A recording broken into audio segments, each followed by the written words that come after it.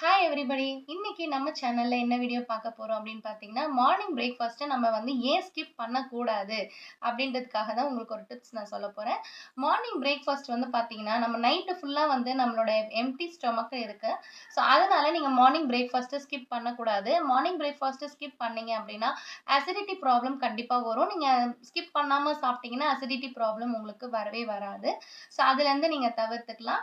Second வந்து mood swing. நமக்கு ரொம்ப பசி இருக்கு அப்டின்னா, கண்டிப்பா மூட் ஸ்விங் ஆகும். கோவம் அதிகமா வரும். ஸோ, அதனால மார்னிங் பிரேக்ஃபாஸ்ட்ட ஸ்கிப் பண்ணாம சாப்ட்டுருங்க. அண்ட் நெக்ஸ்ட் திங் வந்து பாத்தீங்கன்னா, இப்ப எல்லாருமே வந்து பாத்தீங்கன்னா, ஜங்க் ஃப்ரூட்ஸ் அதிகமா சாப்பிடுறாங்க மார்னிங் டைம்ல. ஸோ, நீங்க டிஃபன் எடுத்துக்கிறீங்க, மார்னிங் பிரேக்ஃபாஸ்ட்ட சாப்பிடுறீங்க அப்டின்னா, நீங்க அதுலருந்து வெளிவர முடியும். ஜங்க் ஃப்ரூட்ஸ நம்ம சாப்பிடுறத கம்மி பண்ணிக்க முடியும். சரிங்களா? முடிஞ்ச அளவுக்கு இந்த அசிடிட்டி ப்ராப்ளம்லாம் வரதுக்கு காரணமே மார்னிங் பிரேக்ஃபாஸ்ட் நம்ம ஸ்கிப் பண்றதுனால தான். மார்னிங் பிரேக்ஃபாஸ்ட்டே கண்டிப்பா ஸ்கிப் பண்ணாதீங்க. எல்லாருமே சாப்பிட்டுட்டு வாங்க.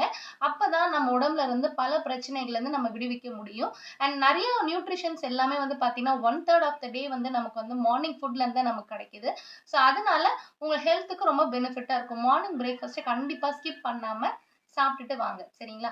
என்னோட சேனல் வந்து சப்ஸ்கிரைப் பண்ணுங்க, சப்போர்ட் பண்ணுங்க. Thank you so much.